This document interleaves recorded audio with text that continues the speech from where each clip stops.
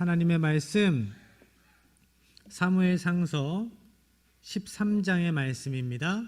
8절로 이하 15절까지의 말씀 한 절 한 절 교독하고 마지막 절 함께 하겠습니다. 사무엘상서 13장 8절로 이하 15절까지의 말씀입니다.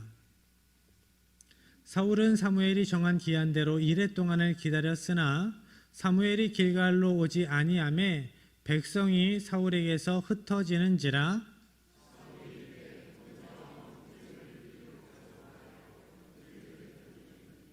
번제 드리기를 마치자 사무엘이 온지라 사울이 나가 맞으며 문안하매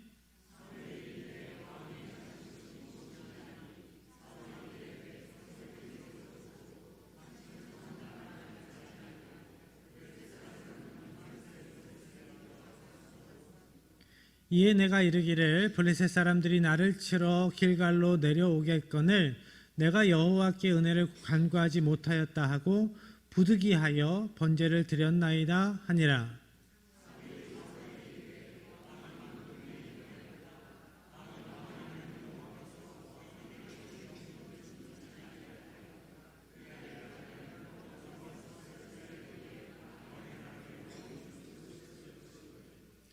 지금은 왕의 나라가 길지 못할 것이라 여호와께서 왕에게 명령하신 바를 왕이 지키지 아니하였으므로 여호와께서 그의 마음에 맞는 사람을 구하여 여호와께서 그를 그의 백성의 지도자로 삼으셨느니라 하고 사무엘이 일어나 길갈에서 떠나 베냐민 기브아로 올라가니라.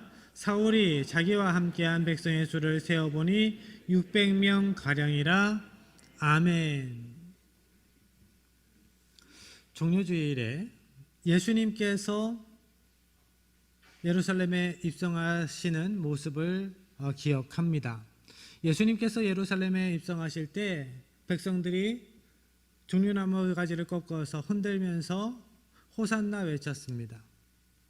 다윗의 자손으로 오시는 이여 호산나, 우리를 구원하십시오. 우리를 구원해 주십시오. 찬양하지요. 그런데 그 당시 그들이 예수님을 제대로 잘 알고 찬양하지는 못했습니다.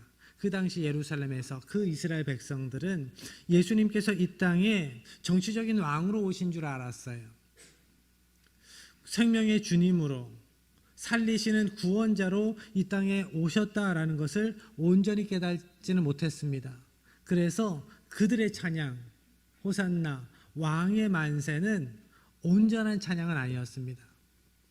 그렇지만 예수님을 생명의 주님으로 깨닫고 구원의 왕으로 바로 알고 예수님을 제대로 찬양하는 하나님의 백성들이 이제 예수님께서 부활승천하신 후에 성령님의 놀라운 역사 가운데에 예수님을 바로 깨닫고 많은 사람들이 진정한 찬양으로 서게 되지요.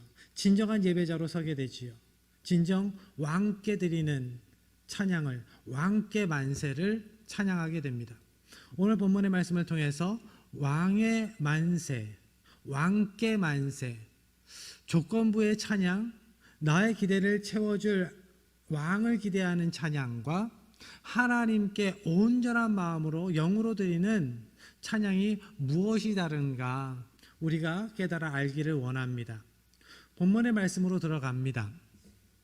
이스라엘 백성들이 사무엘에게 나와서 왕을 세워달라고 요구하지요. 계속되는 요구에 하나님께서 사울을 이스라엘의 지도자로 세워주십니다. 이스라엘은 눈에 보이지 않는 하나님보다 눈에 보이는 왕을 구합니다. 다른 민족과의 전쟁에서 이기게 해줄 싸움 잘하는 눈에 보이는 왕, 이스라엘의 요구에 하나님께서 사울을 이스라엘의 지도자로 세워주시는 말씀 사무엘상서 9장 16절의 말씀입니다. 내일 이맘때에 내가 베냐민 땅에서 한 사람을 내게로 보내리니 너는 그에게 기름을 부어 내 백성 이스라엘의 지도자로 삼으라. 하나님께서 왕으로 세워주셨습니다. 이스라엘의 지도자로 세워주셨어요. 하나님께서 택하셔서 보내주셨어요. 하나님께서 하신 겁니다. 사무엘은 하나님의 명령대로 사울을 만나서 그에게 기름을 부었습니다. 하나님께서 이 사람을 세워주셨습니다라는 표였지요.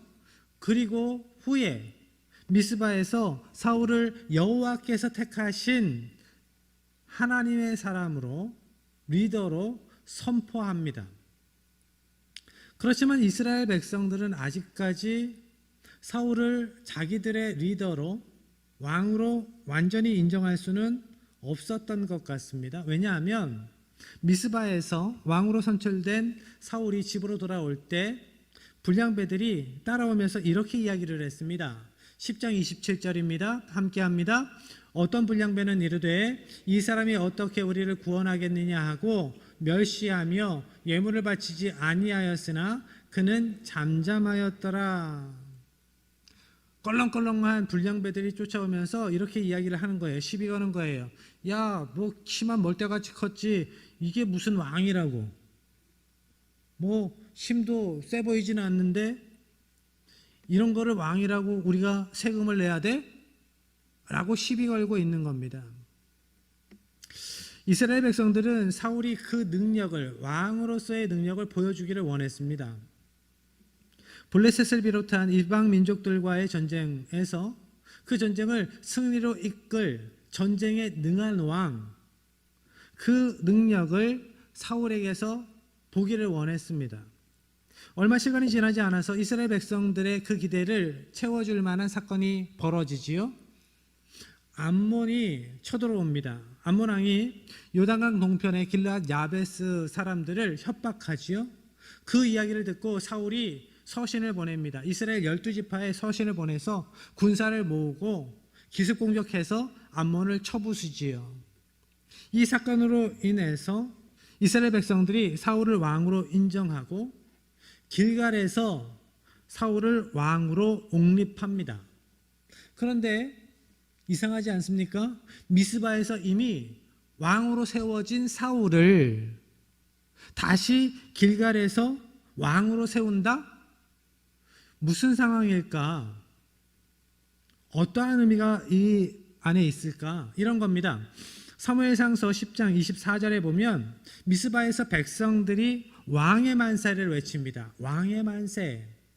그런데 여기에서 왕의 만세라는 것이 히브리어로 여히 하말레카라고 하는데 왕이 구원하시리라 라는 뜻이 있어요. 이 시제가 미완료입니다. 왕이 아직은 구원하지 않았지만 앞으로 구원해 주길 바란다라는 거예요. 우리를 구원해 주면 그때 우리가 왕으로 인정하겠다라는 이야기입니다. 지금은 아직은 아니라는 거지요.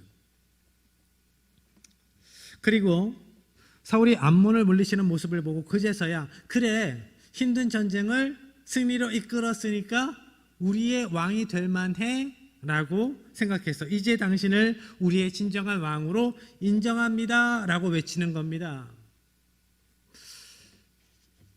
세상에서는 조건부 순종을, 조건부 사랑을 이야기를 하지요. 그렇지만 언제나 그렇듯이 조건부 순종은 온전한 순종이 아닙니다. 조건부 사랑은 온전한 사랑이 아닙니다. 어떤 여인이 어떤 남자와 사랑해서 결혼을 하는데 내가 당신을 사랑해요. 그래서 우리가 결혼하기를 원합니다. 라고 이야기를 하는데 그렇지만 조건이 있어요. 눈알 만한 다이아몬드 반지를 저한테 해줘야 되고요. 좋은 차를 사줘야 되고요. 좋은 집을 사줘야 되고요. 그래서 내 손에 평생 물 한 방울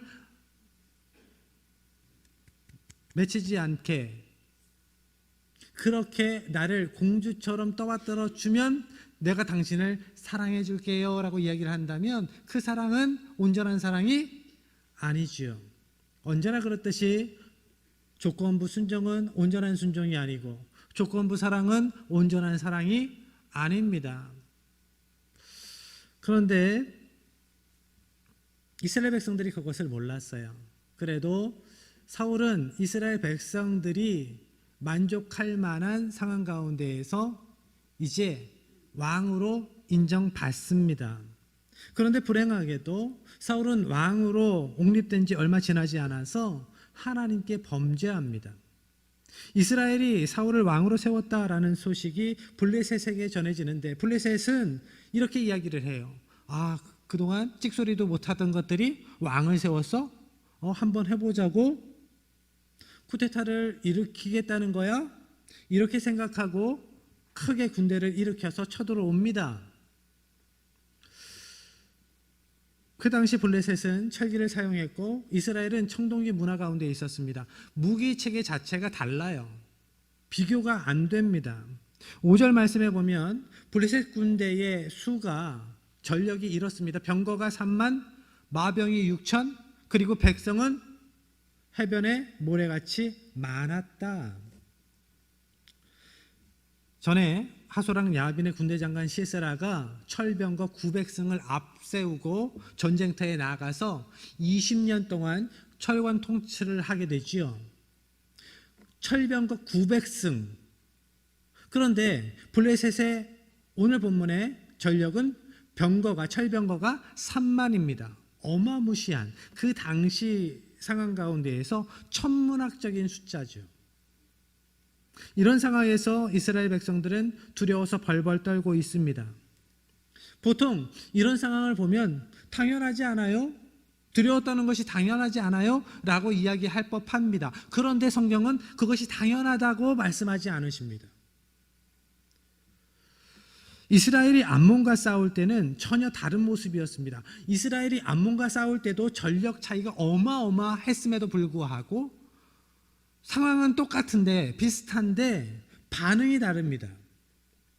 암몬과의 전쟁을 치를 때 사울을 비롯한 이스라엘 군대에는 사기가 충천했습니다. 왜 이런 차이가 벌어졌을까? 암몬과의 전쟁에서는 성령님께서 사울에게 임하셨기 때문입니다. 사울과 이스라엘이 성령님의 임재를 경험하고 성령님의 임재를 따라 인도하심을 따라 나아갈 때 상황이 문제가 되지 않았다라는 거죠. 오늘 본문에는 성령에 대한 언급이 전혀 없습니다. 블레셋과의 전투를 앞두고 사울과 이스라엘은 하나님과 동행하지 않았던 겁니다. 그런 상태로 사울은 백성들을 길갈로 모읍니다. 그리고 하나님께 제사를 드리고 전열을 정비해서 전쟁에 나아가려고 하죠. 그런데 이래 안에 오기로 한 사무엘이 오지 않습니다. 이스라엘 군대들은 그 상황 가운데서 무서워서 탈영을 해요. 흩어집니다. 15절 말씀에 보면 사울과 함께한 이스라엘 병사의 수가 600이었습니다. 그런데 처음에 사울이 모집한 상비군이 3,000명이었습니다. 상비군만 3,000명이면 자원에서 모인 이스라엘 숫자는 더 많았던 거예요. 그런데 블레셋이 너무나 무서워서 계속 흩어집니다. 그래서 600명밖에 남지 않았습니다. 이렇게 군사들이 도망치는 것을 사울이 보고 마음이 조급해집니다. 급한 마음에 더 이상 사무엘을 기다리지 못하고 자신이 하나님께 제사를 드리지요. 사무엘상서 9장 13절 말씀에 보면 사무엘이 오기 전에는 하나님의 백성들이 먹지를 못했습니다. 사무엘만이 제사를 집례할 수 있었다라는 의미가 있습니다. 제사가 끝나가는데 이제 사무엘이 도착하지요. 10절의 말씀 함께합니다. 번제 드리기를 마치자 사무엘이 온지라 사울이 나가 맞으며 문안하매. 사울이 사무엘이 오는 것을 보고 나아가서 맞으며 문안했다. 이 표현을 원어에서 살펴보니까 그를 축복하기 위해서 나가 맞았다라고 직역이 됩니다. 환대하는 겁니다. 반가워서 달려나갔어요.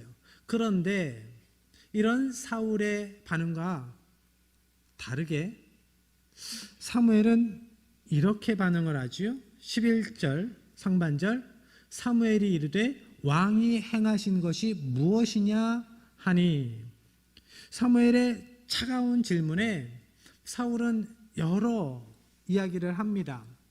블레셋 군사들이 너무나 많아서 병력이 어마어마해서 이스라엘 백성들이 사기가 떨어졌습니다. 군사들이 탈영하고 있었어요. 이런 상황에서 블레셋은 막 쳐들어오려고 하고 있고 힘들었습니다. 그리고 당신이 사무엘이 정한 날에 오지 않았기 때문에 사울 자신이 하나님께 제사를 드릴 수밖에 없었습니다 라고 이야기를 합니다. 어쩔 수 없었습니다. 12절 말씀입니다. 함께 합니다. 이에 내가 이르기를 블레셋 사람들이 나를 치러 길갈로 내려오겠거늘 내가 여호와께 은혜를 간구하지 못하였다 하고 부득이하여 번제를 드렸나이다 하니라.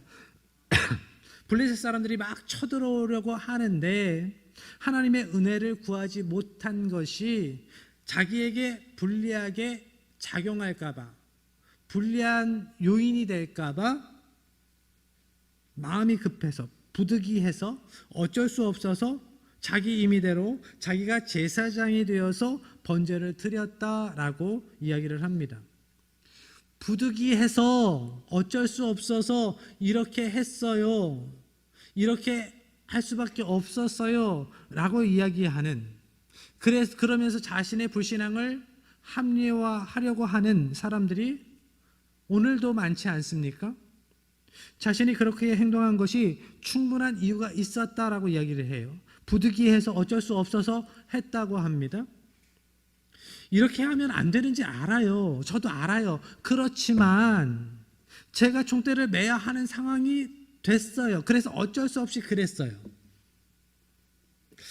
일면 그 상황이 이해가 되기도 합니다. 그렇지만 하나님께서는 그것이 죄다라는 것을 드러내 보이십니다. 그리고 죄에 대한 벌을, 심판을 분명하게 말씀하세요. 사무엘은 사울이 자기 마음대로 제사를 드리는 것이, 제사장의 직분을 행한 것이 하나님 앞에 분명한 죄라고 이야기를 합니다. 그리고 하나님께서 그 죄 때문에 사울을 왕의 자리에서 끌어내리시고 다른 사람을 세우실 것이다 라고 이야기를 합니다. 13절입니다. 사무엘이 사울에게 이르되 왕이 망령되이 행하였도다. 왕이 왕의 하나님 여호와께서 왕에게 내리신 명령을 지키지 아니하였도다. 그리하였더라면 여호와께서 이스라엘 위에 왕의 나라를 영원히 세우셨을 것이거늘. 왕의 하나님 여호와께서 왕에게 내리신 명령을 지키지 않았습니다. 왜 계속 왕에게 여호와께서 내리신 명령이라고 이야기를 할까? 하나님께서 왕으로 세우셨다라는 것을 기억하게 하려는 거예요. 당신을 왕으로 만든 것은 사람이 아닙니다. 하나님이십니다. 하나님께서 세우셨습니다. 그것을 잊으면 안 되지요 라고 이야기를 하고 있는 거지요. 그리고 여기에서 명령이라는 단어가 나오는데, 명령, 미츠바라는 단어입니다. 이 단어가 율법, 모세오경, 창출, 레민신 이 말씀을 이야기할 때 쓰이는 단어예요. 모세오경 가운데 레위기 말씀이 있지요. 레위기 말씀 어떠한 말씀입니까? 하나님께 예배드리는, 제사 드리는 방법을, 예배드릴 때 어떻게 예배해야 하는지, 예배자의 자세는 어떠해야 하는지를 가르쳐 주시는 말씀이에요. 레위인들이, 제사장이 어떻게 그 제사의 직무를 수행해야 하는지, 구별됨으로 거룩함으로 수행해야 되는지를 말씀하시는 그 말씀이 기록되어 있습니다. 사울이 그 말씀을 따라 행하지 않았다라는 겁니다. 하나님은 사울의 행위를 하나님께 대한 불순종으로 말씀하세요. 우리는 여기에서 하나님의 말씀을 따라 살아가는 것, 하나님의 말씀을 지키는 것이 얼마나 중요한 것인가를 알게 됩니다. 하나님의 말씀을 지키는 것이 하나님을 경외하는 것이고 하나님을 사랑하는 겁니다.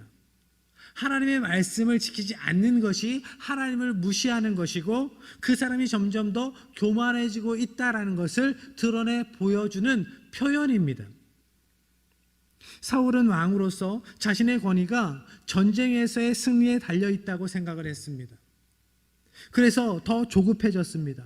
그래서 하나님의 말씀을 어겼습니다. 그렇지만 사울이 왕이 된 것은 그의 군사적인 업적 이전에 이미 하나님께서 정권적으로 사울을 택하셔서 세우셨기 때문이었습니다. 하나님께서 선택하셨기 때문에 이것을 잊지 말아야 했습니다. 그렇지만 사울은 이 사실을 잊어버리고 이스라엘 백성들의 민심에 집중합니다. 흩어지는 백성들을 보고 불안해서 넘지 말아야 할 선을 넘어섰습니다. 선을 넘어서 자신이 제사장의 자리에 섭니다. 사무엘을 기다리지 않고 자신이 하나님께 제사를 드립니다. 그런데 그 결과, 하나님의 말씀에 대한 불순종의 결과, 그 결과는 단호했습니다. 하나님께서 사울을 버리셨습니다. 14절입니다. 함께합니다. 지금은 왕의 나라가 길지 못할 것이라 여호와께서 왕에게 명령하신 바를 왕이 지키지 아니하였으므로 여호와께서 그의 마음에 맞는 사람을 구하여 여호와께서 그를 그의 백성의 지도자로 삼으셨느니라 하고, 사울이 하나님의 말씀을 지키지 않았기 때문에 이제 그의 나라가 길지 못하게 될 것을 말씀하십니다. 다른 사람이 이스라엘의 지도자가 될 것입니다. 사울이 왕이 된 지 2년이 지나지 않아서 2년 차에 이런 일이 벌어졌습니다. 사울은 전쟁에서의 승리로 이스라엘 백성들에게는 왕으로 인정받았습니다. 그렇지만 하나님의 말씀에 대한 불순종으로 하나님께는 버림받았습니다. 우리가 잘 기억해야 할 것, 사람들의 인정을 구하다가 더 중요한 하나님의 인정은 받지 못하는 상황이 될 수 있다라는 거죠. 오늘날 현대를 살아가는 많은 사람들이 얼마나 많이 사람들의 인정에 목말라 하고 있습니까? SNS를 해요. 저는 그런 걸 잘 안 하는데, 그런데 소질이 없어서이기도 하지만 거기에 너무나 많은 시간을 투자하는 것도 아니라고 생각을 하기 때문에 그렇습니다. 그렇지만 자기의 표현으로 그것들을 하고 그것을 잘 활용함으로 선하게 사용하는 분들도 많아요. 그렇지만 일면에서는 그러한 것을 통해서 내가 많은 사람들에게 인정받고 칭찬받고 싶어하는 마음들이 있습니다. 그래서 다른 사람들의 SNS를 보세요. 다 잘 먹고 잘 사는 것 같아요. 문제가 없는 것 같아요. 좋은 곳에 가서 좋은 구경만 하는 것 같고 좋은 것만 먹는 것 같아요. 그렇지만 그 가운데에 왜 눈물이 없겠습니까? 왜 고통이 없겠습니까? 그런 것들은 올리지 않는 거죠. 그렇게라도 내가 다른 사람들한테 칭찬받고 인정받기를 원하는 현대인들의 마음들이 있습니다. 그렇지만 우리가 더 중요하게 기억해야 할 것, 사람들의 인정이 아니라 하나님께 인정받는 인생이어야 된다라는 거예요. 하나님께서 인정하시는 인생. 사울은 그것을 놓쳤습니다. 우리의 삶 가운데 사울과 같은 모습이 있어서는 안 됩니다. 사람들에게 인정받기 위해서 애쓰다가 그것만 생각하다가 하나님의 말씀에 불순종하고 하나님께 버림받는 일이 있어서는 절대로 안 됩니다. 그리고 우리의 삶 가운데에, 우리 교회에 이스라엘 백성과 같은 모습도 없어야 합니다. 서두에서 설명한 것처럼 이스라엘은 하나님께서 리더로 세우신 그 사울을 보면서 우리의 왕이 되려면 그 능력을 입증해 보라고, 그것이 입증되면 당신이 우리를 구원하면 우리가 당신을 왕으로 인정하겠다고, 당신에게 왕께 만세를 부르겠다고 합니다. 그런데 이런 이스라엘의 모습이 우리에게 있지는 않았는가? 곰곰이 따져봐야 합니다. 하나님을 왕으로 인정하지 않는 모습, 왕이신 하나님께 우리를 이 상황에서 건져내 주시면, 이 문제를 해결해 주면 하나님을 왕으로 인정하겠습니다. 하나님께 왕께 만세를 부르겠습니다. 이런 식으로 흥정하듯이 조건부로 신앙생활을 한 적은 없는가? 우리의 마음에 그런 마음이 있지는 않았는가? 하나님께서 그 능력을 입증해 보이셔야 우리의 왕이 되실 수 있을까요? 아닙니다. 하나님은 이미 우리의 왕이세요. 그것을 입증하셨어요. 이미. 어떻게 하나님께서 우리의 왕이심을 입증하셨습니까? 독생자 예수님을 이 땅에 보내주심으로 하나님께서 왕이심을 입증해 보여주셨어요. 예수님의 십자가 보혈의 권세로 사망 권세를 이기셨습니다. 영적 전쟁에서 완전히 승리하셨어요. 그래서 우리를 속량해 주심으로 전쟁에 능하신 우리의 왕이심을 증명하셨습니다. 그래서 하나님은 우리의 왕이세요. 그렇기 때문에 우리는 하나님께서 우리를 구원하시면, 이 문제를 해결해 주시면 우리의 왕으로 인정하겠습니다. 이러한 마음으로 신앙생활에서는 안 됩니다. 조건부 믿음이 아니라 이미 왕이신 하나님께 절대 믿음으로, 절대 순종으로 나아가야 합니다. 이제 조건부 찬양, 왕의 만세가 아니라 절대적인 찬양, 왕께 만세를 부르는 하나님의 백성 되시기를 바랍니다. 그래서 언제나 삶으로 하나님께 영광 올려드리는 여러분의 삶의 모습을 통해서 하나님께서 영광 받으시고 놀라운 은혜가 풍성해지는 은혜가 있기를 주님의 이름으로 간절히 축복합니다.